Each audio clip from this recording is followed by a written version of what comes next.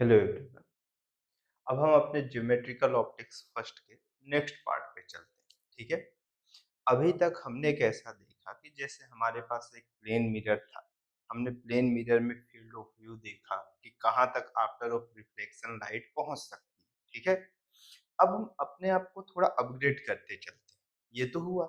अब कैसा हो कि अगर जैसे मैं ये बोला कि एक लाइट आ रही है, ठीक, और प्लेन मिरर को मैं हल्का-हल्का रोटेट करूँ, तो इससे मेरे पास अगर प्लेन मिरर को मैं रोटेट कर रहा हूँ, तो उस प्लेन मिरर के रोटेशन के कारण मेरे पास किस पे रिफ्लेक्टेड रे पे क्या इम्पैक्ट पड़ेगा, ये चीज़ देखते हैं। Effect of rotation of plane mirror देखते हैं। इफेक्ट ऑफ नेक्स्ट हेडिंग में अपनी डालना स्टार्ट करता हूँ। इस पे of effect of rotation of plane mirror plane mirror. ठीक है। मतलब अगर मैं प्लेन मिरर को रोटेट कर दिया, अगर प्लेन मिरर को रोटेट कर दिया तो उससे क्या इम्पैक्ट पड़ेगा, इस चीज को अब हम लोग देखना चाहते हैं। ठीक है। तो देखते हैं कि क्या क्या इम्पैक्ट पड़ता है रोटेशन ऑफ प्लेन मिरर से। ठीक। अभी incident ray fix, incident ray क्या है मेरे पास, फिक्स है। तो जस्ट मैं क्या कर रहा हूँ कि एक प्लेन मिरर में ड्रॉ, ठीक है। अगर मैं क्या कर रहा हूँ कि मैं एक प्लेन मिरर को ड्रॉ इस तरह से, अभी इनिशियली कुछ इस तरह से ये यहाँ पे है, ठीक। एक इंसिडेंट रे है, तो इंसिडेंट रे भी फिक्स ही है। इंसिडेंट रे एक्चुअल में फिक्स है। इस तरह से हमेशा इसी पॉइंट पे आएगा। एक इसी पॉइंट, जिस पॉइंट पे इंसिडेंट रे आया है, इसी पॉइंट के रिस्पेक्ट में ये रोटेट करना स्टार्ट करेगा। ठीक। ये इंसिडेंट रे है। एक नॉर्मल लाइन भी ड्रॉ होगी, तो नॉर्मल लाइन ड्रॉ कर लो इस तरह से। ये एंगल कितना है मेरे पास, एजम्पशंस करो कि थीटा है। कितना है? थीटा। तो लॉ ऑफ रिफ्लेक्शन के हिसाब से जो इंसिडेंट रे नॉर्मल के साथ एंगल बनाएगी, उसी एंगल पे रिफ्लेक्टेड रे प्लेन मिरर के साथ वैसा, सॉरी, प्लेन मिरर के नॉर्मल के साथ बनाते हुए चला जाएगा। ये भी कितना हो जाएगा, थीटा। ठीक। इस तरह से ये मुझे दिखे, कोई दिक्कत यहाँ तक मुझे नहीं। अब मैं क्या चाह रहा हूँ कि मेरे पास इंसिडेंट रे क्या हो जाए, फिक्स्ड हो जाए। इस पे कोई वेरिएशन मुझे देखने को नहीं मिल रहा। मैं क्या कर रहा हूँ, अपने इस प्लेन मिरर को रोटेट करना स्टार्ट करता हूँ। हल्का सा रोटेट करता हूँ। फॉर एग्जाम्पल, मैं अपने इस प्लेन मिरर को यहाँ से शिफ्ट करता हूँ और कितना रोटेट करवा के पहुंचा देता हूँ, ये पोजीशन M1, M और कितना है N, हल्का सा चेंज करता हूँ इस तरह से, ऐसे। तो ये मेरे पास मेरा प्लेन मिरर है। ठीक। इस तरह से ये इसकी रिफ्लेक्ट मतलब पॉलिश साइड का सरफेस ये है, रिफ्लेक्टिंग सरफेस इसके सामने साइड, ऐसा। ये न्यू पोजीशन पे आ गया एम डेस, और कौन सा हो गया, एन डेस। ठीक।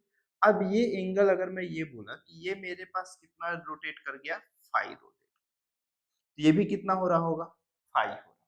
तो अब रिफ्लेक्टेड रे कितना जाएगा। अब एक्चुअल में पहले ये प्लेन मिरर का नॉर्मल इधर था, अब क्या इंसिडेंट रे के लिए इस न्यू मिरर की पोजीशन के लिए अभी भी नॉर्मल वही होगा क्या, नहीं। अब नॉर्मल चेंज हो गया होगा। अब न्यू नॉर्मल कहाँ पे होगा, अब न्यू नॉर्मल अगर मैं डिफाइन करना स्टार्ट किया, ये मेरे पास N1 था, तो न्यू नॉर्मल भी अगर ये मान के चलो 5 एंगल रोटेट किया अपनी इनिशियल पोजीशन से, तो ये न्यू नॉर्मल भी रोटेट कर जाएगा कितना, 5 एंगल से। तो अब न्यू नॉर्मल कहीं पे इधर आ रहा होगा, जो कि न्यू पोजीशन कहाँ पे होगा, N1 डेश। और अगर ये 5 था, तो ये भी कितना हो जाएगा मेरे पास, 5 हो जाएगा। क्योंकि मेरे पास अगर एजम्पशंस करो कि ये इस तरह से ऐसे रोटेट कर रहा है, ये सरफेस अगर 5 डिग्री से रोटेट किया, तो नॉर्मल भी तो उसका 5 डिग्री से रोटेट करेगा। ठीक। तो अब ये समझो कि यहाँ पर से अब नॉर्मल के साथ टोटल मेकिंग ऑफ एंगल मेरे पास इंसिडेंट रे का कितना है बोलो, ये एंगल जो कि कितना है, थीटा प्लस ऑफ कौन सा है, 5, यही है। तो अब जो रिफ्लेक्टेड रे होगी, वो भी तो नॉर्मल से इतने ही एंगल पे बनाएगी। तो अब ये मेरे पास यहाँ से कितना चला गया, ये फर्स्ट था तो ये कौन सा हो गया मेरे पास, सॉरी, हाँ ये कौन सा हो गया, सेकेंड रिफ्लेक्टेड रे।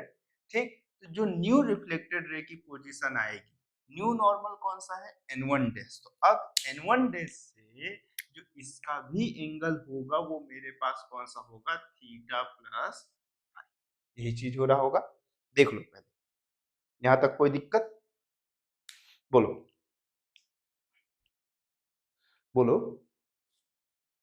देखो इस पॉइंट को आप क्या एज्यूम कर लो, ये पॉइंट आपके पास जो है, ये पॉइंट कौन सा है आपका, ओ है। अब बताओ, अब कोई दिक्कत, बोलो बोलो। अब कोई दिक्कत की बात नहीं है, ठीक है। तो अब अगर मैं ये पूछूं आपसे कभी भी कि अगर मैं अपने प्लेन मिरर को फाई एंगल रोटेट किया तो मेरी रिफ्लेक्टेड रे कितना रोटेट कर गई, मेरे पास अगर मैं ये पूछ रहा हूँ कि मैं अगर क्या करूं कि इंसिडेंट रे को अगर मैं फिक्स करूं और अपने प्लेन मिरर को रोटेट करूं फाई एंगल से, अगर मैं ये बोला, नोट करके मैं लिखना स्टार्ट करता हूं, if incident ray fixed, incident ray क्या कर रहा हूं मैं, फिक्स्ड कर रहा हूं, इंसिडेंट रे को फिक्स कर रहा हूं। और अगर मैं ये बोला कि plane mirror rotate phi angle, phi angle, then normal also rotate phi angle, ये तो हम देख चुके हैं। बट रिफ्लेक्टेड रे कितना होगा, ये चीज मुझे पूछना है कि रिफ्लेक्टेड रे कितना रोटेट करेगा। समझो, अगर मैं ये कह रहा हूं कि रिफ्लेक्टेड रे की इनिशियल पोजीशन कितनी थी मेरे पास, ये थी फर्स्ट, ठीक है। तो मुझे कौन सी वैल्यू चाहिए, मुझे ये एजम्पशंस करो कि ये वैल्यू चाहिए, ठीक, ये वैल्यू चाह रही, तो फिर कैसे फाइंड करोगे, बोलो बोलो, मुझे ये वैल्यू चाहिए, ठीक। अगर मैं ये कह रहा हूं कि मेरे पास एंगुलर मतलब चेंजिंग ऑफ एंगल जो मेरे पास मिरर का है वो फाई है, ठीक है। तो ये एंगल कितना होगा, ये डेल की वैल्यू जिसे मैं कह रहा हूँ, ठीक है, ये वैल्यू कितना होगा, बता पाओगे क्या, कि मैं ही बताऊं। देखो ये पूरा एंगल कितना है, फाई है, ये कितना है, थीटा है, कितना है मेरे पास, ये नॉर्मल के साथ पहली जो रिफ्लेक्टेड रे और नॉर्मल के बीच का जो एंगल है वो थीटा है, और ये नॉर्मल मेरे पास कितना रोटेट कर गया, फाई। तो ये पूरा बचा हुआ कितना है मेरे पास, थीटा प्लस फाई है, तो ये बचा हुआ कितना होगा, ये बचा हुआ कितना होगा, बोलो। या नहीं मालूम है तो उसके आगे मैं बताना स्टार्ट करूं, बोलो। अगर मैं जैसे ये पूरे एंगल की बात किया तो ये कितना हो जाएगा, आप ये बता दो बस, ये पूरा कितना हो जाएगा, बोलो। ये phi plus theta plus of phi हो जाएगा, या फिर एजम्पशंस करो कि इसे मैं ए कह लिया और इसे कौन सा कह लिया, बी कह लिया। तो अगर आपसे मैं एंगल पूछा कि मेरे पास एन वन ओ बी की जो वैल्यू है वो किसके इक्वल होगी, तो आप ये बता सकते हो कि दो एंगल के इक्वल होगी, बोलो बोलो। एक मेरे पास कौन सा होगा, N one O N one days, और एक बता सकते हो कि एन वन डेस ओ और बी, यही चीज बताओगे, बोलो। ज्यादा कुछ है नहीं स्पेशल सा कि बहुत ज्यादा स्पेशल सा है, सोचो, बस थोड़ा सा सोचने की बात है, बस हो गया, आपके पास आंसर मिल जाएगा। थोड़ा सा सोचो, आपका काम बनना आसान है। मैं अगर ये पूछ रहा हूँ आपसे कि मेरे पास रिफ्लेक्टेड रे, अगर मैं मिरर को फाई चलाया हूँ तो रिफ्लेक्टेड रे कितना मेरे पास अपने एंगल से रोटेट कर गई, देखो। अगर आपको ये मेरे पास बस एंगल फाइंड करना है तो डेल की वैल्यू कितनी होगी ये बताओ। देखो ये मेरे पास कितना है, 5 डिग्री रोटेट किया, ये मेरे पास पूरा थीटा है पहली वाली कंडीशन पे, ठीक है। तो ये वैल्यू कितनी हो जाएगी, थीटा माइनस ऑफ फाइव, तो देखो पूरा एंगल मेरे पास कितना है बोलो। अगर मैं इस एंगल की बात किया तो ये एंगल मेरे पास कितना है बोलो, थीटा माइनस फाइव, यही चीज है। ठीक, अब अगर मैं इस पूरे एंगल में से इस एंगल को सब्सट्रैक्ट कर दूंगा तो मेरे पास रोटेशंस ऑफ मिरर आ जाएगा, सॉरी रिफ्लेक्टेड रे आ जाएगा। देखो मैं क्या कह रहा हूं कि मेरे पास फॉर रिफ्लेक्टेड रे के लिए मैं देखना चाहता हूं, ठीक है। तो रिफ्लेक्टेड रे के लिए कितना हो जाएगा मेरे पास, ये बताओ, ये वैल्यू कितनी हो जाएगी मेरे पास, टोटल वैल्यू बोलो यहां से, n1 डेज ओ बी की जो वैल्यू है वो कितना है मेरे पास, थीटा प्लस ओ पाई के इक्वल, यही है n1 डेज ओ बी की वैल्यू इसी के इक्वल है। ठीक, मुझे डेल की वैल्यू चाहिए, तो डेल की जो वैल्यू चाहिए तो एक्चुअल में ये किसकी वैल्यू के समेशन होगा, तो मैं ये लिख सकता हूँ n1 डेज ओ बी किसके इक्वल है, और एक चीज मैं लिख सकता हूँ कि n1 डेज ओ बी जो है वो किसके इक्वल है मेरे पास, n1 डेज ओ ए प्लस ये एंगल प्लस ऑफ ये एंगल प्लस ए ओ बी के इक्वल। देख लो ये चीज समझो, n1 डेज ओ बी जो है ये क्या है, थीटा प्लस फाइव, ये पूरा एंगल यहाँ से ये पूरा थीटा प्लस फाइव है, जिसमें से ये एंगल थीटा माइनस फाइव और प्लस ऑफ डेल के इक्वल, और मुझे डेल की वैल्यू चाहिए। तो देखो ये कितना हुआ, theta plus five, n1 days O A की जो वैल्यू है वो थीटा माइनस ऑफ कौन सा है फाइव, प्लस ए ओ बी की जो वैल्यू है वो डेल के इक्वल, यही चीज है। समझो अगले स्टेप पे समझो, तो थीटा की वैल्यू थीटा को कैंसिल आउट कर देगी। ठीक, आपके पास डेल की जो वैल्यू हो जाएगी वो कितना हो जाएगा, 2 यही होगा। मतलब मैं ये कहूं कि जो रिफ्लेक्टेड रे है मेरे पास यहाँ पर ये कौन सा है मेरे पास, एंगल ऑफ, अब यहाँ से नोट डाल के मैं लिखना स्टार्ट कर रहा हूँ, ठीक है। समझना, अगर मैं ये कह रहा हूं कि मेरे पास रिफ्लेक्टेड रे, ये कौन सा मेरे पास एंगल ऑफ कौन सा है, रिफ्लेक्टेड रे की बात कर रहा हूं, या फिर ये जो डेल है मेरे पास ये किसका है, रोटेशन ऑफ रिफ्लेक्टेड रे। ठीक, और ये फाई क्या है मेरे पास, रोटेशन ऑफ रोटेशन एंगल है, ये rotation angle of plane mirror.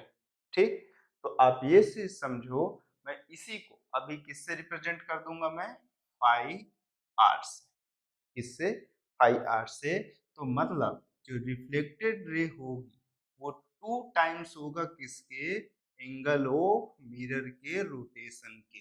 अगर मैं क्या किया कि मेरे पास किसको, इंसिडेंट रे को फिक्स रखा, इंसिडेंट रे को अगर मैं फिक्स रखता हूं तो अगर मिरर मेरे पास 30 डिग्री से रोटेट करेगा तो रिफ्लेक्टेड रे 60 डिग्री से। इसी तरह से एकदम सिमिलर, और देखो डायरेक्शन दोनों की कैसी होगी, सेम होगी, दोनों मेरे पास दूर ही जाना स्टार्ट करेगा। ठीक, तो एंगुलर वेलोसिटी कितनी होगी, ये omega r is equal to 2 omega m के इक्वल होगा। उसी तरह से phi r is equal to 2 times of phi m, इसके इक्वल होगा। ठीक, ये चीज आपको समझी, बस क्या है कि यूनिफॉर्म है, तो चेंजिंग ऑफ रेट आप लिख लो, चेंजिंग ऑफ कैसा, angle with respect to time angular velocity, और फिर से इसको डिफरेंशिएट करोगे तो यहाँ पे पहुंच जाओ। कोई नया लॉजिक नहीं है, बस यहाँ पर मैं आपको दिखाना चाहता था, बस इसलिए यहाँ पर दिखा दिया। ठीक है, देख लो इतना, फिर आगे बढ़ते हैं। देखो आगे बढ़े, मैं रफ करूं, चल, अच्छा रिकॉर्डिंग ऑन भी है कि बंद कर दिया मैं, ऑन है, चलो इसको मैं रफ करता हूँ, इसके बाद आगे बढ़ता हूँ मैं। ठीक है, स्क्रीनशॉट मार ही लिए होगे।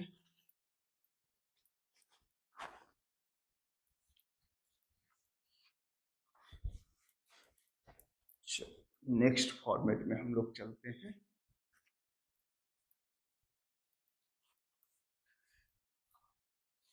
देखो,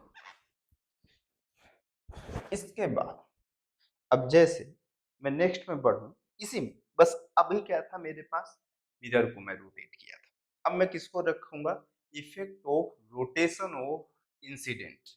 नेक्स्ट हेडिंग किस पे रहेगी, इफेक्ट ऑफ रोटेशन ऑफ,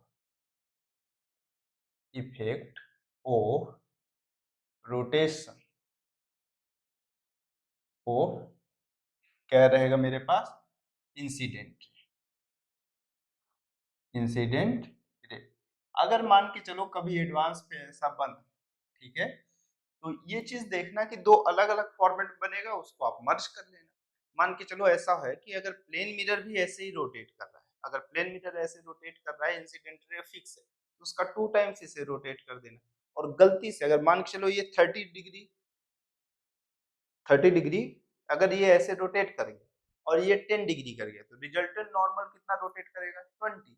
तो रिफ्लेक्टेड रे कितना रोटेट करेगा, 40। इस चीज को आप समझना, ठीक है। जस्ट मैं एक एग्जांपल लास्ट पे ले लूंगा, बस आप समझते चलना, ठीक। अब मेरे पास कैसा effect of rotation of incident ray, ठीक। मैं क्या कर रहा हूँ, एक सिंपल सा फॉर्मेट लेना स्टार्ट कर रहा हूँ। मेरे पास कैसा है कि एक प्लेन मिरर है, चलो भाई प्लेन मिरर ले लेते हैं, ठीक है। एक प्लेन मिरर है कुछ इस तरह से, ठीक। इसका नॉर्मल एक इंसिडेंट रे में लेके आ रहा हूं इस तरह से, ठीक। यहाँ पे एक नॉर्मल है, तो नॉर्मल तो फिक्स है, कोई दिक्कत की बात नहीं है, क्योंकि अब प्लेन मिरर मेरा रोटेट नहीं कर रहा, ठीक। अब ये यहाँ पर है, तो इसकी रिफ्लेक्टेड रे जो है वो यहाँ से ऐसे जाएगी, ठीक। अगर ये एंगल मैं कह रहा हूँ थीटा है, ये भी कितना होगा मेरे पास, थीटा, ठीक है। एकदम कंफर्म आप कह रहे हो, कोई दिक्कत की बात नहीं, ठीक। अब देखो ये कितना है, m है, और ये कौन सा है, n है, नॉर्मल, ऐसा ही है। अब अगर मैं ये कह रहा हूं कि इस कंडीशन पे मिरर मेरे पास कैसा है, फिक्स्ड है, फिक्स्ड है, मिरर कैसा है, फिक्स्ड है। तो अब मैं क्या कर रहा हूं, अपने इंसिडेंट रे को थोड़ा सा रोटेट करा दे रहा हूं। तो मैं इंसिडेंट रे को अपने हल्का सा चेंज करा दिया, और ये कहां पे पहुंच गया, फाई एंगल, कहां पहुंच गया, फाई। तो जो रिफ्लेक्टेड रे होगी वो भी नॉर्मल से उतने ही एंगल पे जाएगी। अगर ये थीटा प्लस फाइव है, तो ये भी कितना हो जाएगा, थीटा प्लस फाइव। मतलब अगर इंसिडेंट रे फाइव एंगल से रोटेट की है, तो रिफ्लेक्टेड रे भी फाइव एंगल से रोटेट करेगा। यही चीज आप जानते हो या नहीं जानते हो, मानते हो या नहीं मानते हो। देखो, तो अगर आप ये चीज कह रहे हो कि मेरे पास नोट्स डाल के मैं लिख रहा हूँ, क्या डाल के लिख रहा हूँ, नोट डाल के, अगर मैं ये कह रहा हूँ कि मेरे पास इंसिडेंट मिरर फिक्स्ड है, इंसिडेंट रे अगर मेरे पास फाइव एंगल से रोटेट किया है, ठीक, तो ये भी मेरे पास रोटेट करेगा कौन से एंगल से, फाइव एंगल से रिफ्लेक्टेड, ठीक। बट बट डायरेक्शन कैसा होगा, अपोजिट। तो निगेटिव साइन क्या रिप्रेजेंट कर रहा है, कि negative sign represent direction are opposite. Direction कैसा होगा मेरे पास, अपोजिट होगा, मतलब एक ऐसा है एंटी क्लॉकवाइज होगा, तो एक कैसा होगा, क्लॉकवाइज होगा। अगर ये दोनों के बीच में इंसिडेंट रे और नॉर्मल के बीच का एंगल बढ़ेगा, तो रिफ्लेक्टेड रे का भी बढ़ेगा, और घटेगा तो दोनों के लिए कैसा होगा, घट रहा होगा, ठीक है। बट अगर मिरर में रोटेट कर रहा हूं, तो reflected ray 2 times of angle बढ़ा रहा है उसी डायरेक्शन पे। अगर 30 डिग्री बढ़ा रहा हूं, तो 60 डिग्री बढ़ा रहा है, ठीक है। तो इस हिसाब से यहाँ पे मेरे पास जो एंगुलर वेलोसिटी होगा of incident is equal to but opposite of कैसा होगा, reflected. One time of differentiation, again differentiate करेंगे तो हमारे पास एंगुलर एक्सेलरेशन आएगा, जो कि कुछ इस तरह से देखने को मिलेगा। यहाँ तक चीजें समझिए, ठीक। यहाँ तक चीजें समझ में आया प्रॉपर। फॉर एग्जाम्पल मैं जस्ट एक एग्जांपल यहीं पर लिख लेता हूँ अपने हिसाब से। अगर मैं ये बोला फॉर एग्जांपल, है ना, कि मेरे पास कैसा है मिरर का रोटेशन जो है, मिरर कितना हो रहा है मेरे पास 30 डिग्री है, किस डायरेक्शन में, क्लॉकवाइज। कैसा मेरे पास, क्लॉकवाइज, ठीक, यही है। इंसिडेंट रे रोटेट करेगा मेरे पास कितना, इंसिडेंट रे कितना रोटेट किया 10 डिग्री, कैसा, एंटी क्लॉकवाइज। तो मुझे ये बताना है कि जस्ट देन रिफ्लेक्टेड रे कैसा मेरे पास करेगा बिहेवियर, इस चीज को बताना है, ठीक है। ये क्वेश्चन है मेरे पास, तो जस्ट ऐसा एजम्पशन है। देखो मिरर कितना रोटेट कर रहा है 30 डिग्री, अगर इंसिडेंट रे को मैं फिक्स किया हूं तो मिरर कितना रोटेट कर रहा है 30 डिग्री। तो मतलब मान के चलो जैसे मिरर यहाँ पे रहा होगा, यहाँ से रोटेट करके कुछ ऐसा आ गया हो, ठीक, इस तरह से।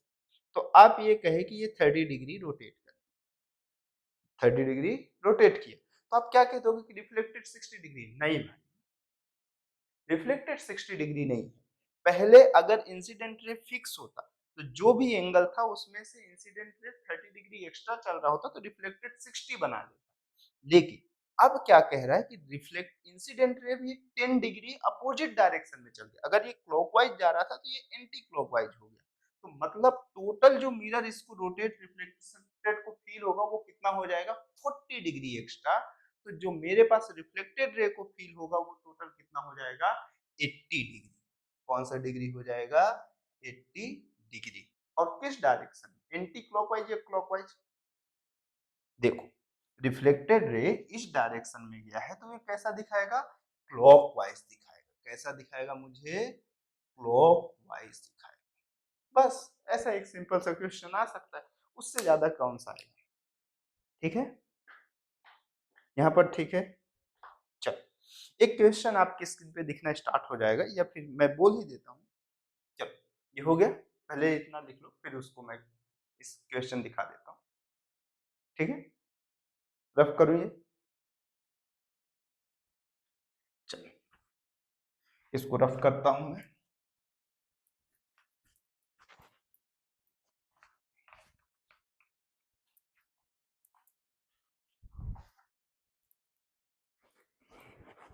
देखो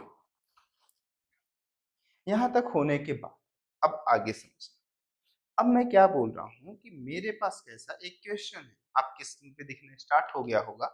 क्या बोल रहा है, a light is incident on a plane mirror at an angle 30 degree with the horizontal, at what angle, at what angle with horizontal, at what angle with horizontal must a plane mirror be placed be placed in its path so that become so that it become vertical upward, ठीक। Question में कैसा बोल रहा है कि a light is incident on a plane mirror at an angle 30 degree with the horizontal at what angle with horizontal must a plane mirror be placed in its path so that it become vertical। मतलब question में कुछ ऐसा कह रहा है, देखो question आपके पास कुछ ऐसा है कि एक प्लेन मिरर, कैसा है प्लेन मिरर है, तो इस तरह से कुछ प्लेन मिरर है, ठीक है। यहाँ पर एक लाइट आ रही है जो इस हॉरिजॉन्टल के साथ कितने एंगल पे है 30 डिग्री, ठीक।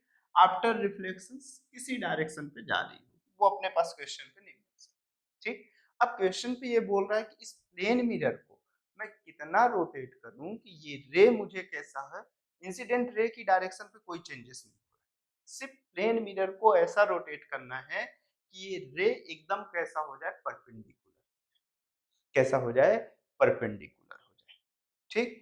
चलो देखते हैं, तो इस चीज में आप समझने की कोशिश करना, ठीक है।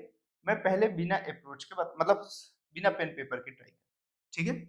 चलो तो यही अपने पास सॉल्यूशन भी स्टार्ट कर लेते हैं।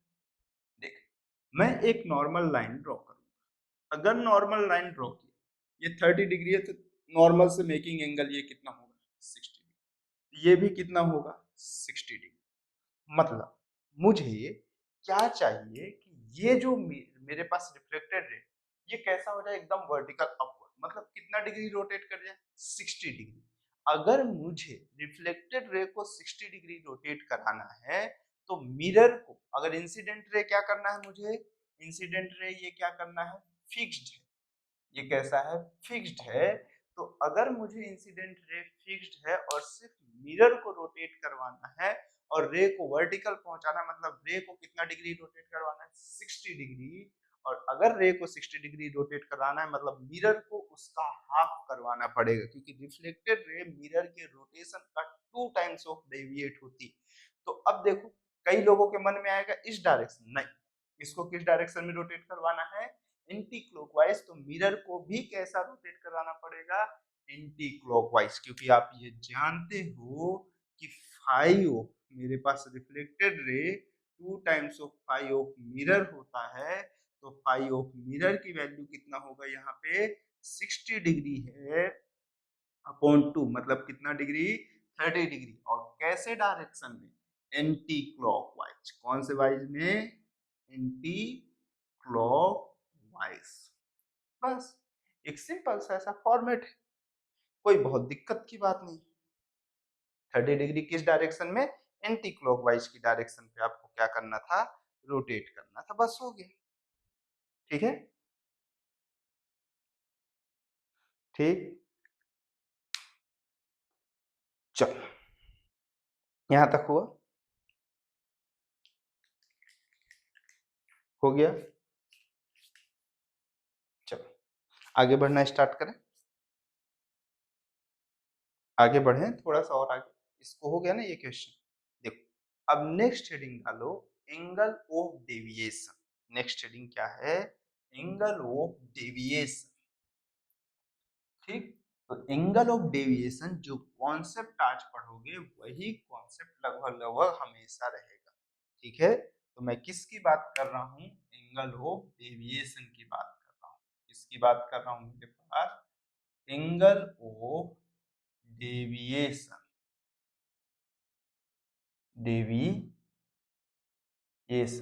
Angle of deviation. ठीक है, एंगल ऑफ डेविएशन। तो एंगल ऑफ डेविएशन होता क्या है, देखो इंसिडेंट रे, अगर मान के चलो कि कोई रे अपने जाने वाले पास से कितना डाइवर्ट हुई है वही एंगल हो, उसके बीच का जो एंगल है वो एंगल ऑफ डेविएशन कहलाएगा। जैसे फॉर एग्जांपल मैं ये कहा कि मेरी रे कुछ इस डायरेक्शन पे जा रही बट किसी मीडियम के प्रेजेंट हो जाने के कारण वो हल्का सा डाइवर्ट हो गई, जाना इधर था जा इधर रही। तो इंसिडेंट रे के पाथ से कितना एंगल ये मेरे पास चेंज किए है वही उसका एंगल ऑफ डेविएशन कहलाएगा। ठीक है, तो क्या होता है थ्योरी लिख लो इसकी हेडिंग में, इट इज मतलब इसके बाद it is the angle made by, it is it is the angle made by reflected ray, it is the angle made by reflected ray with the direction of incident ray, it is the angle made by the reflected ray with the with the direction of incident ray, with the direction of incident ray। ठीक, तो समझो कैसे कैसे हम इसे calculate करें। For example मैं एक प्लेन मिरर लूंगा, बस हो गया, बस लास्ट ही चल रहा है हमारा प्लेन मिरर, बहुत सारा ऐसा नहीं है, मतलब आज के लेक्चर में खत्म कर लेंगे। ठीक है, ये इस तरह से हुआ मेरे पास एक प्लेन। ठीक, यहाँ पर एक इंसिडेंट रे आ रही, ठीक है, यहाँ पे एक नॉर्मल लाइन में ड्रॉ कर इस तरह से, ये एंगल मेरे पास कितना है थीटा है। ठीक है, या चलो आई मैं लिख लेता हूँ, क्या ही दिक्कत। ठीक है, और यहाँ पर से ये आफ्टर रिफ्लेक्शन इधर चली गई, तो ये एंगल ऑफ कौन सा है रिफ्लेक्शन है, मतलब आर। ठीक है, कुछ इस तरह से है। ठीक, अब मैं ये चाह रहा हूं कि अगर ये मीडियम प्रेजेंट नहीं हो तो ये रे कैसे चली जाती directly without of any deviation, ये सीधे अपने पाथ में स्ट्रेट चली जाती। बट किसी मीडियम के प्रेजेंट होने के कारण इंसिडेंट्स की डायरेक्शन से रे कितना मेरे पास चेंज की है, कितना एंगल, उसी एंगल को हम एंगल ऑफ डेविएशन कहते हैं। यहाँ पे रिफ्लेक्टेड रे के साथ देखोगे, और जब रिफ्रैक्शन देख रहे होगे तब किसके साथ देखोगे, रिफ्रैक्टेड रे के साथ। रिफ्लेक्टेड अलग बोल रहा हूँ, रिफ्रैक्टेड अलग बोल रहा हूँ, ठीक है। तो देखो, अगर मैं ये कहा कि मेरे पास, समझो ये इंसिडेंट रे है, क्या है मेरे पास, ये कौन सी रे है, इंसिडेंट रे है, ठीक है। ये इंसिडेंट रे है। इंसिडेंट रे चुपचाप इस साइड आते हुए चली जाएगी,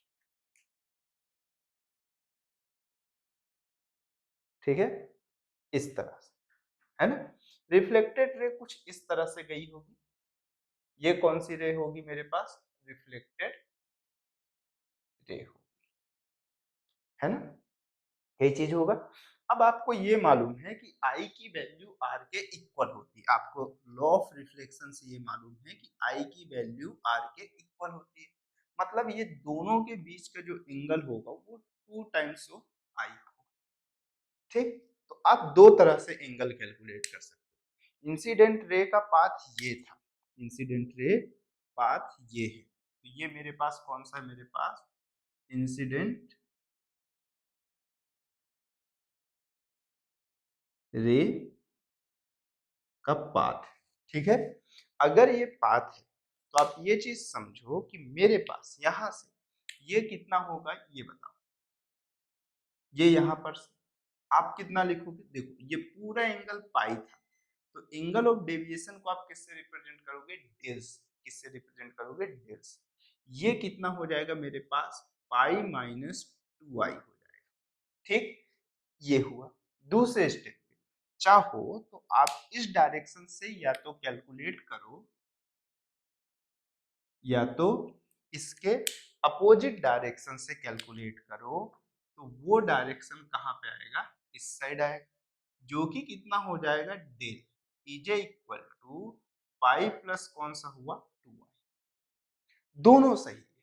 बस आपको डायरेक्शन कैलकुलेट करना है, एक डायरेक्शन को आप ऐड करोगे, उसके अपोजिट डायरेक्शन में अगर आप एंगल ऑफ डेविएशन मेजरमेंट कर रहे हो तो उसे क्या करोगे, सब्सट्रैक्ट करोगे, ठीक है। तो जो मैं पहला एंगल ऑफ डेविएशन लिख रहा हूँ, दूसरा लिख लेता हूँ।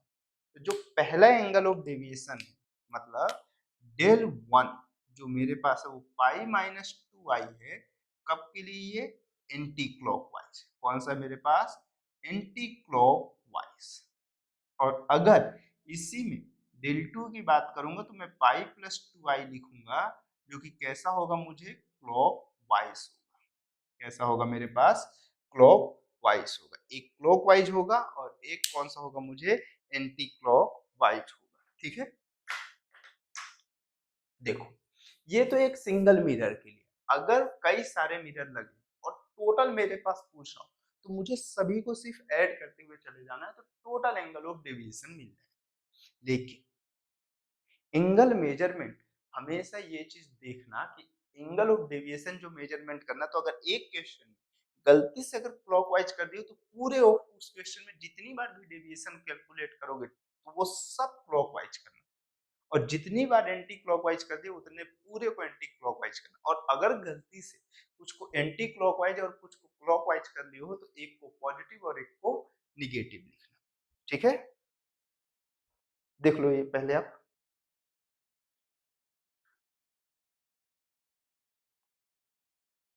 चलो इसके आगे फिर मैं चलता हूँ, है ना, ये रफ करूँ। नेक्स्ट हेडिंग में finding the angle of deviation, और थोड़ा सा देखते हैं अपने आप को, आगे बढ़ाते हुए चलते हैं, धीरे धीरे अपने आप को देखेंगे और समझते हुए चलेंगे, ठीक है।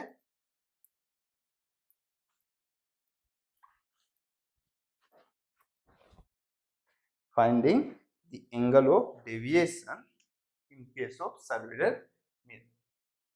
तो हेडिंग क्या है हमारे पास, फाइंडिंग द एंगल ऑफ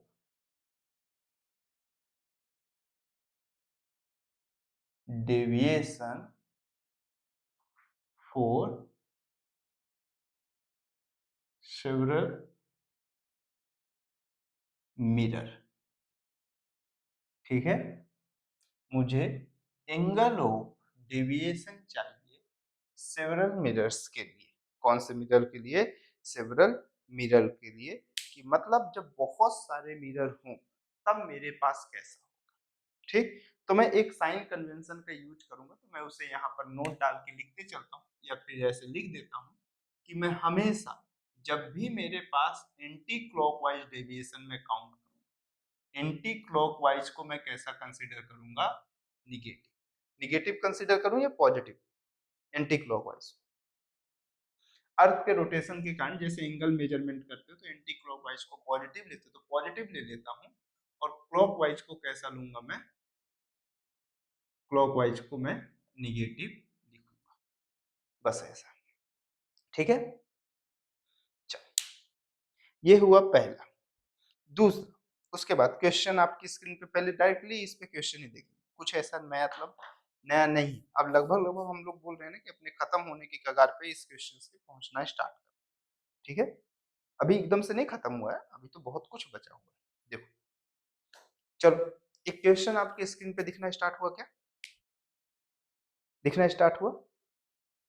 देखो क्वेश्चन क्या बोल रहा है? Two plane mirror, two plane mirror आज two plane mirror are inclined to each other.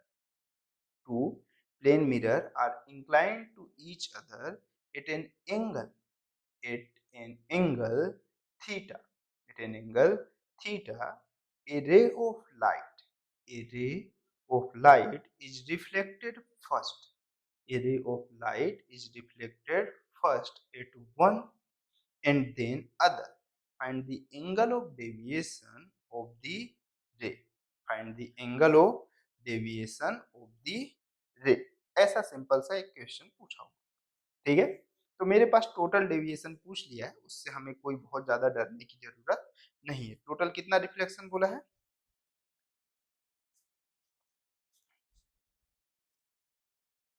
बस एंगल ऑफ डेविएशन ऑफ रे पूछ लिया, बस हो गया, और ज्यादा कुछ भी नहीं पूछा। सिर्फ दो ही रिफ्लेक्शंस भी कर सकते हो, इसमें कोई दिक्कत नहीं है। क्वेश्चन पे कहीं पर भी 20 या 30 रिफ्लेक्शन की बात नहीं कर रहा है। तो देखो, जो क्वेश्चन पे मेंशन है उसके हिसाब से हम लोग इस पे वर्क करते हैं। कि कुछ और नया देखना है बोलो। आप एक बार ट्राई करो पहले, जो क्वेश्चन आपकी स्क्रीन पे दिख रहा है उसे एक बार ट्राई तो करो,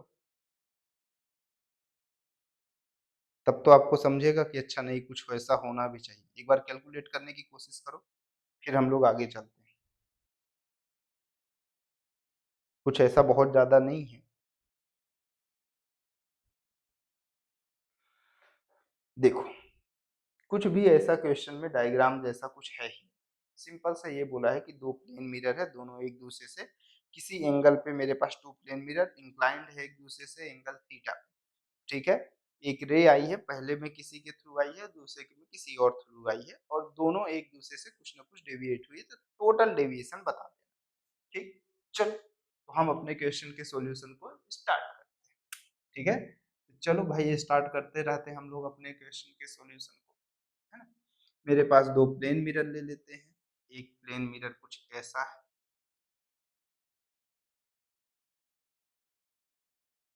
ठीक। दूसरा प्लेन मिरर कुछ इस तरह से है।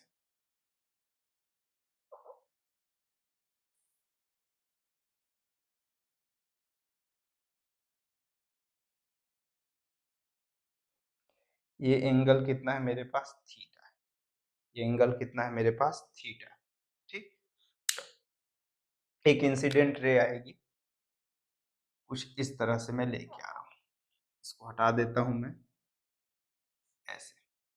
ठीक है, ऐसे। अब ये थीटा एंगल है, तो एजम्पशंस करो कि मिरर नहीं होता तो ये रे चुपचाप ऐसे ही अपने पाथ को ट्रेवल करते हुए आगे चली जाती। ठीक, यहाँ पर मैं एक नॉर्मल लाइन ड्रॉ करूंगा। एक नॉर्मल लाइन यहाँ पे मैं ड्रॉ कर रहा हूँ। ठीक है, ये एंगल मेरे पास कौन सा है? अल्फा है। ठीक, आफ्टर रिफ्लेक्शन ये रे यहाँ पर से किधर जाएगी? मेरे पास इस साइड कुछ जा रही है।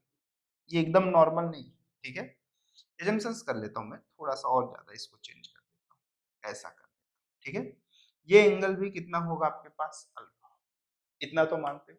ठीक है, अगर ये मानते हो तो ये जो मेरे पास यहाँ पे एंगल ऑफ डेविएट हुआ है, वो कितना हुआ है, डेल की वैल्यू पाई माइनस कौन सा है, 2i, सॉरी या 2 अल्फा कह दोगे, यही कहोगे, ठीक, कोई दिक्कत की बात नहीं। अल्फा मेरा एजम्पशन है, क्वेश्चन पे सिर्फ एक एंगल मेंशन है थीटा, ठीक, तो मुझे पूरा आंसर थीटा के फॉर्मेट में लेके आना पड़ेगा, ठीक है। अब देखो यहाँ पर रे आई, यहाँ पे स्ट्राइक की, ठीक, इस स्ट्राइक के बाद सेकंड मिरर पे आई होगी, मेरे पास फर्स्ट मिरर में रिफ्लेक्ट होने के बाद वापस से फर्स्ट मिरर पे नहीं आएगा, पहले उसको कोई दूसरे मीडियम मतलब दूसरे मिरर से रिफ्लेक्ट होना पड़ेगा, आफ्टर रिफ्लेक्शन फिर से ये इधर चली, तो ये यहाँ पे कौन सा था, बीटा, और ये भी यहाँ पे कौन सा है मेरे पास, बीटा, ठीक है। तो अब एक्चुअल में इस रे को चले किधर जाना था, इस साइड चले जाना,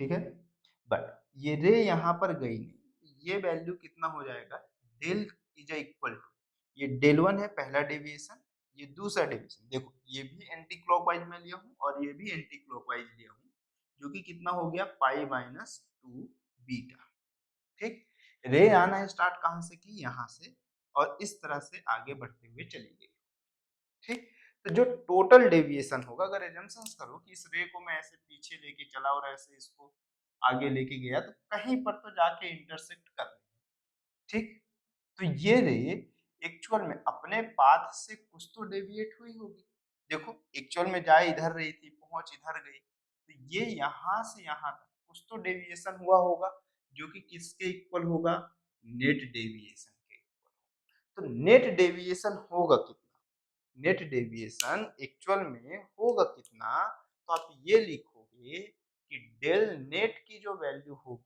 मतलब जो नेट डेविएशन आएगा वो किसके इक्वल होगा, आप लिखोगे डेल वन प्लस कौन सा हो जाएगा, डेल टू, दोनों देखो ये भी एंटी क्लॉकवाइज है तो ये भी एंटी क्लॉकवाइज, तो ये भी एंटी क्लॉकवाइज लिखा हूं मैं, तो मैं दोनों को ये लिखता हूं कि ये pi minus 2 alpha plus pi minus 2 beta है, जहां पर ये 2 पाई माइनस 2 को कॉमन ले लोगे तो अल्फा प्लस कौन सा हुआ, बीटा हुआ, यही चीज देखने को मिलेगी, देख लो पहले, कोई दिक्कत नहीं है, कोई दिक्कत नहीं, बट मेरे पास क्वेश्चन पे अल्फा और बीटा कहीं नहीं गिवन, तो क्वेश्चन पे मैं ये कहता हूं कि जब भी अल्फा और बीटा नहीं गिवन है तो दो अननोन मेरे पास है, और मुझे जो क्वेश्चन पे डाटा गिवन है वही सिर्फ नोन है, तो नोन क्वांटिटी क्या है, थीटा, तो मुझे थीटा की वैल्यू काउंट, देखो अगर मैं ये कहा कि ये पॉइंट ए है, ये ओ है, ये कौन सा है, बी है,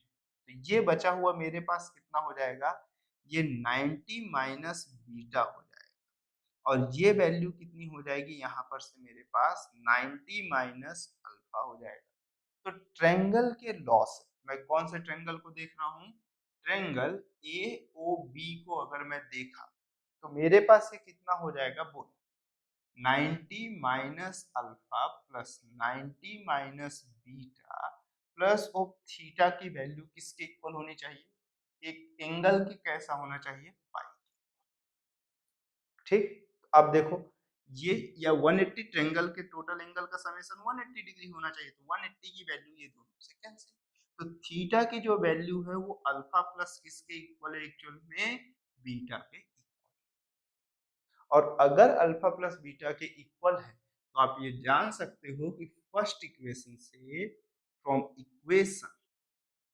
फर्स्ट आप ये लिख सकते हो कि नेट डेविएशन जो देखने को मिलेगा वो 2 पाई माइनस 2 थीटा के इक्वल देखने को मिलेगा, ठीक, यही चीज देखने को मिलेगी या नहीं मिलेगी, देख लो एक बार,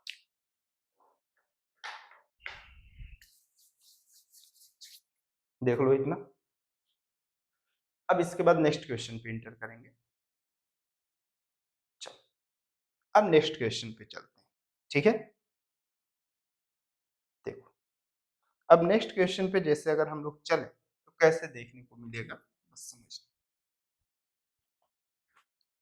अब बहुत सी चीजों को हम लोग इस प्लेन मिरर पे जितना है उतने को ही देखते हुए चलेंगे, बहुत ज्यादा इस पे पीएचडी नहीं करने जाना है कि हमें प्लेन मिरर के पूरे फॉर्मेट को ही पीएचडी कर लें, ठीक है, जितना है उतना हम लोग देखते हुए चल रहे हैं, ठीक है,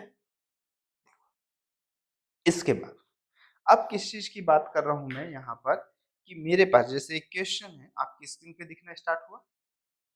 कैलकुलेट डेविएशन सफर्ड। क्वेश्चन क्या है? Calculate deviation suffered by incident ray. Calculate the deviation suffered by incident ray in situation as shown in figure after 3 successive reflection. मतलब मेरे पास 3 सक्सेसिव रिफ्लेक्शन के बाद कितना डेविएशन होगा इस चीज को बताना है। ठीक है, जहां पे मेरे पास ये जो डायग्राम है कुछ इस तरह से क्वेश्चन पे गिवन कि दो मिरर है,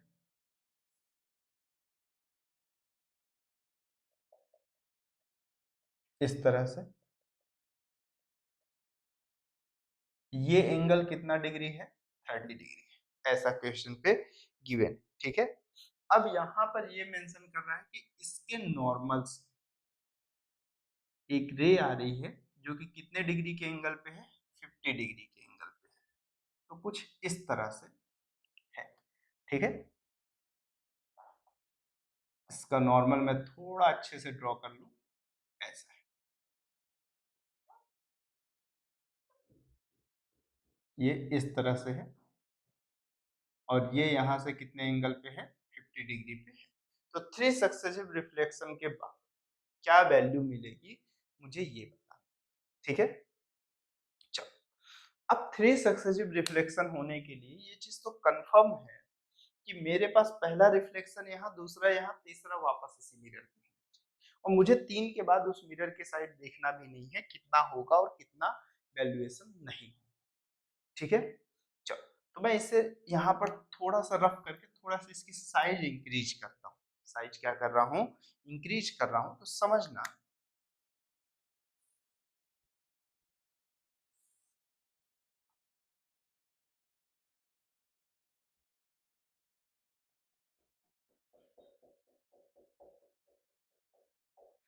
इस तरह से कुछ है।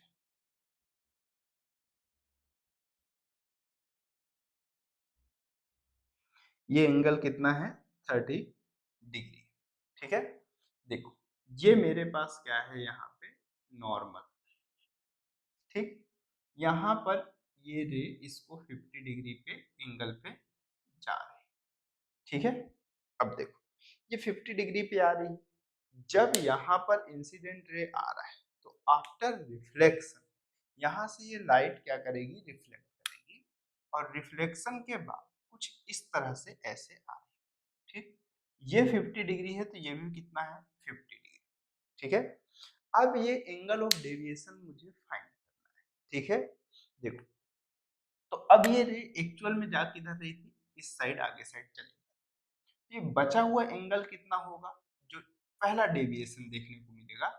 डेल वन की वैल्यू कितना होगा मेरे पास? पाई माइनस, बोलो पूरा पाई होगा, पाई माइनस ऑफ 100 डिग्री आप कह दो। यही कहोगे। क्लॉकवाइज या anti clockwise? Anti clockwise. Anti clockwise को मैं बोला था कि मैं पॉजिटिव, यहाँ मुझे नहीं मालूम कि कितनी बार मुझे एंटी क्लॉकवाइज लेना पड़ेगा, कितनी बार क्लॉकवाइज, तो मैं इस हिसाब से अपने सेफ्टी के हिसाब से लेते हुए चल रहा हूँ।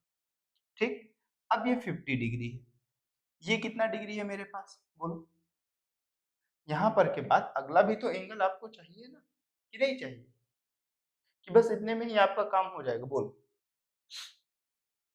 नहीं होगा ना, इतने में तो बिल्कुल काम नहीं होगा। देखो अब ये 50 डिग्री हुआ तो यहाँ पर भी तो एक नॉर्मल होगा। ठीक, अब ये बताओ मेरे पास ये 50 डिग्री हुआ, ये 40 डिग्री हुआ, तो ये कितना हो जाएगा टोटल? टोटल देखो ये 50 हुआ, ये 40 हुआ, आपके पास ये कितना है? 30। 40 और 30 कितना हो गया? 70। और 70 यहाँ पे एक नॉर्मल भी तो आएगा। 70 और ये मेरे पास कितना हुआ? ये 40 और ये 30, 70, 110 टोटल एंगल आएगा। ये टोटल एंगल कितना आएगा? 110 आएगा, तब तो 180 होगा। 110 में से 90 डिग्री चला जाएगा तो मतलब ये कितना डिग्री बचेगा? 20 डिग्री। ठीक, तो अब ये 20 डिग्री में कुछ ऐसे आगे जा रहा होगा। ठीक, बट यहाँ पर से आफ्टर रिफ्लेक्शन ये यहाँ पर से आगे जा रहा होगा कुछ इस तरह से। ठीक है, अब चलो वो अपने सेकेंडरी फॉर्मेट के अंदर चलेगा, है ना?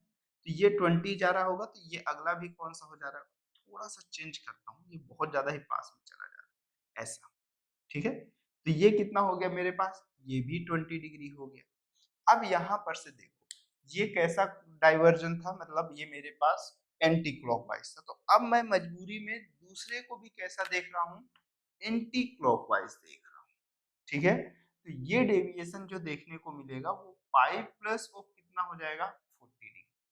ठीक, अब देखो ये कितना है मेरे पास 20 है, तो ये बचा हुआ कितना हो गया होगा, 70 हो गया होगा। ये 70 हो गया, ये 30 हो गया, 100 हो गया, तो ये कितना हो गया मेरे पास 80 डिग्री। यहाँ पर भी तो एक नॉर्मल आएगा ना, देखो यहाँ पे सिर्फ हर चीज में वो आपको पूरा कैलकुलेशन करवाना चाहता है, बस हो गया। ये कितना डिग्री आएगा, 10 डिग्री। आफ्टर रिफ्लेक्शन यहाँ से लाइट चली जाएगी, ये भी कितना डिग्री आएगा, 10 डिग्री। ठीक, एक्चुअल में रे जाना किधर था मेरे पास, यहाँ से रे को जाना कितना था, आगे की डायरेक्शन।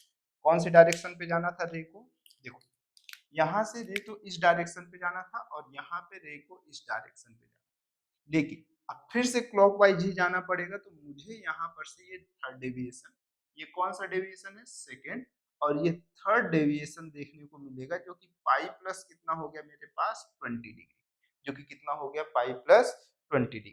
टोटल कितने डेविएशन है, 3 डेविएशन। तो मेरे पास डेल नेट की जो वैल्यू देखने को मिलेगी वो del 1 plus del 2 plus of कौन सा मिलेगा, डेल 3, यही देखने को मिलेगा।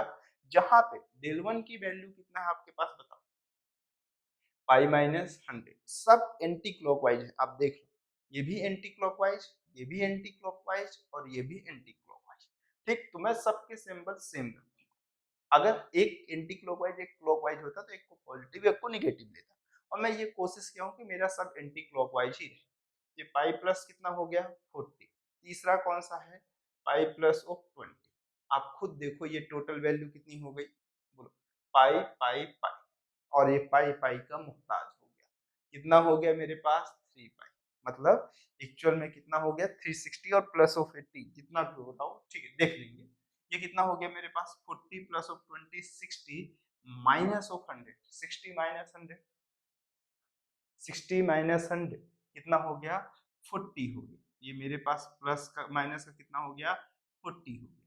अब माइनस का 40 हो गया, तो आप ये लिख सकते हो कि मेरे पास कितना हुआ है 180 और 180, 540 हो गया ना। ठीक, तो ये कितना हो गया मेरे पास 540 माइनस ऑफ 40 कितना हो गया मेरे पास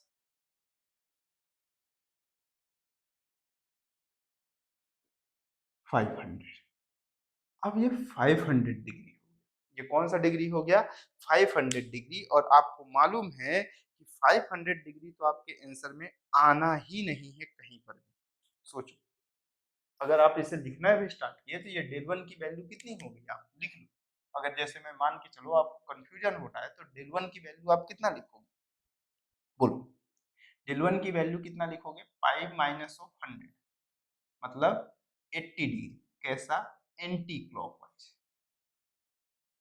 एंटी क्लॉकवाइज। ठीक, डेल टू की वैल्यू आप कितना लिखोगे बोलो, फिर से देखो ये इधर आ रहा था और ये यहाँ पर से ऐसे रोटेट किया, फिर से एंटी क्लॉकवाइज, तो ये मेरे पास कितना हुआ 5 प्लस ऑफ 40, आप कितना लिखोगे 180 प्लस ऑफ 220, फिर से ये कैसा है एंटी क्लॉकवाइज। या तो आप ये लिखो कि del three is equal to pi, फिर उसके बाद माइनस पाई प्लस ऑफ कितना हो गया 20, मतलब 200 हो गया, और फिर से ये कैसा है मेरे पास एंटी क्लॉकवाइज। तो टोटल समेशन कितना हुआ बोलो, अब ये बताओ 500 ही जा रहा है ना, एकदम से। बट अब कैसे डिसाइड करोगे कि ये बचा हुआ पोर्शन कितने का, 500 डिग्री का डेविएशन, जबकि एक सर्कल से ज्यादा नहीं होना चाहिए। तो देखो 360 डिग्री से ज्यादा नहीं जाना चाहिए, और अगर 360 डिग्री से ज्यादा नहीं जाना चाहिए तो 360 डिग्री को इससे सब्ट्रैक्ट कर, ये 360 डिग्री से मोर देन चला गया है, तो आप ये लिखोगे कि डेल नेट की जो वैल्यू होगी एक्चुअल में 500 माइनस 360 हो जाएगा, जो कि 0 4 और 4 माइनस ऑफ 3 140 डिग्री आएगा, और वो भी कैसे में एंटी क्लॉकवाइज। कौन से में, एंटी क्लॉकवाइज में ये कितना आ जाएगा मेरे पास, 140 डिग्री आएगा। ठीक, सोच लो, ये आंसर है। ये एंटी क्लॉकवाइज, अगर यही क्लॉकवाइज में होता तो देखो एंटी क्लॉकवाइज और क्लॉकवाइज का समेशन सेम होगा, तो जो डेल नेट का वैल्यू आएगा वही कितना आ जाएगा, माइनस का 220 डिग्री ऑफ इसमें आ जाएगा मेरे पास क्लॉकवाइज में। दोनों का समेशन 360 डिग्री होना चाहिए। आप कर सकते हो इसमें पूरा कैलकुलेशन, आप क्लॉकवाइज में करके देख लो। क्लॉकवाइज में करो, ये मैं किसके लिए लिखा हूं, एंटी क्लॉकवाइज के लिए। अभी मैं आपको दिखाता हूं, ये एंटी क्लॉक वाइज के लिए, ठीक है। अगर मान के चलो मैं क्लॉकवाइज के लिए चलता, किसके लिए चलता, क्लॉकवाइज के लिए, तो पहला डेविएशन कितना होता मेरे पास, बोलो। फर्स्ट डेविएशन मैं यहाँ से क्लॉकवाइज जाता, ये कितना होता, पाई प्लस 100, पाई प्लस 100 मतलब कितना, 180 प्लस ऑफ 100 कितना हो जाएगा, 280 डिग्री। दूसरे के लिए मैं बोलूंगा तो ये मेरे पास कितना हो जाएगा, अब देखो ये इधर से जाता तो पाई माइनस ऑफ कितना हो जाता मेरे पास 40, मतलब 180 माइनस ऑफ 40 मतलब कितना हो गया, 180 माइनस ऑफ 40 मेरे पास 140 हो गया। दूसरा कितना होता मेरे पास, अब तीसरे के लिए चलो, ये कितना लिखते, पाई माइनस ऑफ कितना 20, और पाई माइनस 20 180 माइनस ऑफ कितना 160, टोटल ऐड करो कितना हुआ, 0 0 0 मतलब ये कितना हो गया 10 और 8 18, तो ये मेरे पास कितना हो गया 0 और ये 18 2 4 5 मतलब कितना हो गया, ये 4 हो गया और ये कितना हो गया 580। इसको सब्सट्रैक्ट कर दो 360 डिग्री से, तो आपको डेल नेट मिलेगा किसकी डायरेक्शन के लिए, मेरे पास से किसके लिए मिलेगा, क्लॉकवाइज या एंटी क्लॉकवाइज, क्लॉकवाइज के लिए। किसके लिए मिलेगा, क्लॉकवाइज के लिए। और क्लॉकवाइज के लिए मैं नेगेटिव सजेस्ट किया हूँ, आप खुद देख सकते हो 0 2 और 2 ये आ रहा है, देख लो एक बार अच्छे से, अगर कोई तकलीफ है तो एक बार देख लो।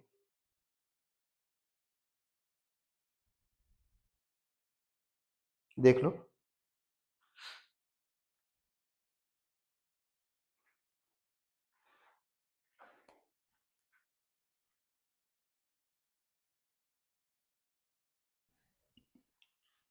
चलो इसको मैं रफ करूं, आज की वीडियो लंबी होगी ना, अब 1 आवर वाली वीडियो खत्म, ठीक है।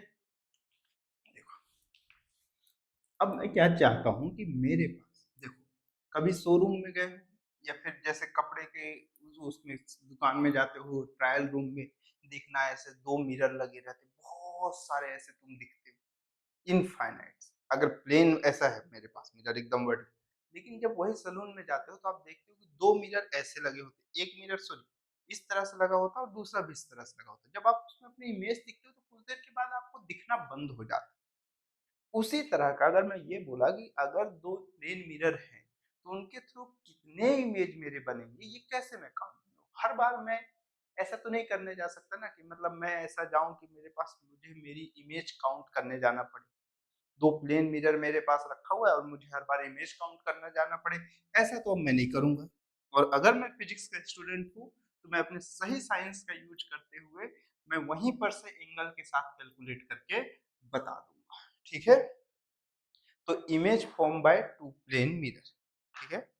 नंबर ऑफ इमेज फॉर्म, मेरे पास नेक्स्ट हेडिंग है कौन सा, number of image form, number of image formed by 2 plane mirror, by 2 plane mirror, ठीक है।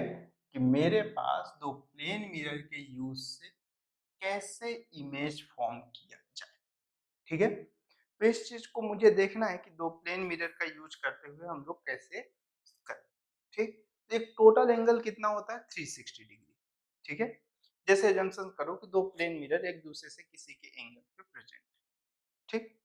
तो कितने एंगल पे मैं खड़ा हूँ प्लेन मिरर से, एक किसी के भी हो फॉर्मेट से, तो जैसे अगर मैं ये कहा टोटल एंगल 360 डिग्री और 2 प्लेन मिरर एक दूसरे से 10 डिग्री, ठीक। कितने इमेज बनेंगे अगर ऑब्जेक्ट कहाँ पे रखा हो मेरे पास, कहीं एक पॉइंट पे रखा हो, तब की कंडीशन में। देखो तीन अलग अलग कंडीशंस बनते हैं। तो मुझे सबसे पहले क्या करना है, 360 बाई ऑफ थीटा पहले स्टेप में, दूसरे स्टेप में भी ऐसे ही लिखना है कि मेरे पास कौन सा 360 बाई ऑफ थीटा देखना है। ठीक, तीसरे स्टेप में भी मुझे यही देखना है कि 360 बाई ऑफ कौन सा हो जाए मेरे पास, थीटा। तीनों स्टेप में 360 by of theta, 360 by of theta और 360 बाई ऑफ थीटा देखना है। पहले स्टेप में अगर 360 डिग्री को थीटा से मैं डिवाइड करूंगा तो ये मेरे पास कौन सा नंबर आएगा, अगर इवन नंबर आए। कौन सा नंबर आ गया, इवन नंबर आ, मतलब दो प्लेन, थीटा क्या है मेरे पास, angle between two plane mirror. ये क्या है, थीटा क्या है मेरे पास, angle between two plane mirror है, angle between two plane mirror है। अगर मैं ये बोला कि 360 बाई ऑफ थीटा है और ये कैसा मेरे पास एक इवन नंबर आ रहा है, कैसा आ रहा है मेरे पास, इवन नंबर आ रहा, तो नंबर ऑफ इमेज जो होगी क्या होगी, जो नंबर ऑफ इमेज है, नंबर ऑफ इमेज जो है वो कितना होगा मेरे पास यहाँ पर से 360 degree upon theta minus one के equal, 360 upon theta minus one के इक्वल इमेजेस हो। ठीक है, यही चीज है। उसी के बाद अगर ये मेरे पास एजम्पशन करो कि ऑड आ गया, क्या आ गया, ऑड आ गया, तो मेरे पास कैसा होगा, ये भी ऑड, इवन आ गया तो मुझे चुपचाप यही कर देना, बट ऑड के लिए दो अलग अलग कंडीशन, दो अलग अलग कंडीशन। इसमें नंबर ऑफ इमेज अगर मेरे पास ये ऑड आ रहा है तो मुझे ये देखना है कि ऑब्जेक्ट मेरे पास कहाँ पे है।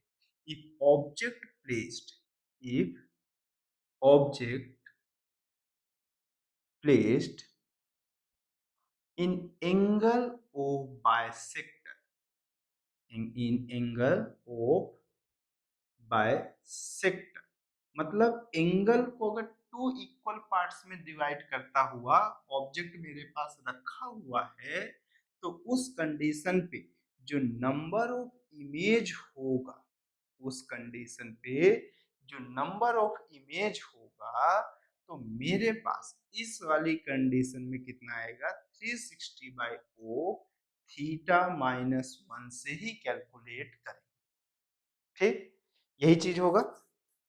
अब मेरे पास अगर मान के चलो ऑड है और मेरे पास object if object not placed, if object not placed in in angle of bisector, of bisector, तो इस कंडीशन में नंबर ऑफ इमेज जो होगा, नंबर ऑफ इमेज जो होगा वो कितना होगा, 360 बाई ओ थीटा ही होगा। कितना होगा, 360 बाई ओ थीटा ही होगा। हाँ, ये अलग बात है, ये अलग बात है कि जब हम 9th या 10th पे होते हैं तो हर बार हम ये बस पढ़ लेते हैं कि अगर मुझे नंबर ऑफ इमेजेस काउंट करने हैं तो मैं कुछ नहीं करता हूँ, सिर्फ 360 बाई ऑफ थीटा को डिवाइड कर देता हूँ और आंसर आ जाता है। वो गलत, गलत नहीं है, एक्चुअल में हाफ है, उस पूरे फिजिक्स में ये पढ़ाया जाता है। और एक्चुअल में कि अगर 360 बाई ऑफ थीटा का डिवीजन मतलब angle between of two mirrors और टोटल जितना एक सर्कल का एंगल होता है वो दोनों का जब रेशियो कर रहे हो आप, तो ये देखोगे कि अगर इवन आया, अगर इवन आ गया है तो उस कंडीशन पे नंबर ऑफ इमेजेस कितना होना चाहिए, 360 upon theta, sorry 360 upon theta minus one. और अगर वही ऑड आ गया तो अब मैं ये देखूंगा कि मेरा ऑब्जेक्ट एंगल ऑफ बाइसेक्टर पे है या नहीं है। अगर एंगल ऑफ बाइसेक्टर पे है, अगर एंगल ऑफ बाइसेक्टर पे है तो मेरे पास यहाँ पे कितना हो जाएगा, अगर एंगल ऑफ बाइसेक्टर पे है तो नंबर ऑफ इमेजेस एकदम इवन जैसा होगा, और अगर नहीं है तो ऑड जैसा कैसा हो जाएगा, as it is 360 upon theta के जैसा ही। और अगर मान के चलो ये थीटा की वैल्यू जीरो है, मतलब दोनों एक दूसरे के पैरेलल है, तो इनफाइनाइट नंबर्स की इमेज बनेगी। जैसे शोरूम में, कपड़े के ट्रायल के शोरूम में जब आप जाते हो, आप ऐसे ट्रायल रूम पे जाते हो तो देखते हो ना कि एक प्लेन मिरर ऐसा, एक प्लेन मिरर ऐसा, तो इनफाइनाइट ऑफ मेंबर ऐसे दिखेंगे, ठीक है, सेम इमेजेस, ठीक। तो देखो, हाँ, इंटीजर के लिए इस पे ऐसा कुछ भी नहीं है, तो आप लिख सकते हो कि यहाँ पर आपके पास 360 by of theta is not equal to होना चाहिए किसके, इंटीजर, ठीक है। और अगर इंटीजर्स के इक्वल हो गया तो आपको उसमें ऐसा लेना भी नहीं, अगर इंटीजर के इक्वल हो गया तो सिर्फ आगे के नंबर्स को ही कंसीडर करना है, ठीक है। यहाँ तक कोई दिक्कत, यहाँ तक कोई दिक्कत, बोलो, कोई दिक्कत नहीं होनी चाहिए। देख लो यहाँ तक, पहले ये देख लो, फिर इससे रिलेटेड बहुत ज्यादा मैं ऐसे क्वेश्चन वेश्चन नहीं कराने वाला कि मतलब आप देखते बैठो, ठीक है। आगे बढ़ू मैं, अब मैं क्या देखना चाहता हूँ, relation between velocity of object and mirror, मतलब अब मेरा ऑब्जेक्ट और मिरर इमेज सब मूव करेंगे, अब किस वेलोसिटी के साथ और कैसे मूव करेंगे, ये चीज अब हम लोग देखना स्टार्ट करना है, ठीक है। काफी मजा आएगा, काफी इंटरेस्टिंग भी है, ऐसा नहीं है कि एकदम टाइम पास जैसा है, ठीक है, बहुत मजेदार है। पहले इसको देखना स्टार्ट करते हैं, फिर इसके बाद हम लोग देखेंगे। पहले एटलीस्ट इसका इंट्रोडक्शन तो दे ही दूं। मुझे लगा था कि आज के डेट में खत्म हो जाएगा, लेकिन मुझे नहीं लग रहा है कि आज खत्म हो पाएगा ये प्लेन मिरर, ठीक है। बड़ा मुश्किल लग रहा है, क्योंकि वीडियो फिर बहुत लंबी हो जाएगी, 2 घंटे की हो जाएगी, तो एग्जॉस्टिंग सी लगती है। तो मैं नॉर्मल सा बस अभी इसको बता देता हूँ कि प्लेन मिरर का वो वेलोसिटी वाला कल ही स्टार्ट करते हैं, रहने दो, कल ही स्टार्ट करते हैं, आज के लिए बस इतना ही रखते हैं, डेविएशन ओवेशन देख लिया, ठीक है। आज के पार्ट के लिए इतना ही देखते हैं, 1.5 घंटे में मतलब आधे घंटे में वो नहीं खत्म हो पाएगा, फिर आधा पोर्शन अभी, आधा पोर्शन अगले पार्ट में, वो मजा नहीं, ठीक है। चलो इस पार्ट के लिए इतना ही रखते हैं, ठीक।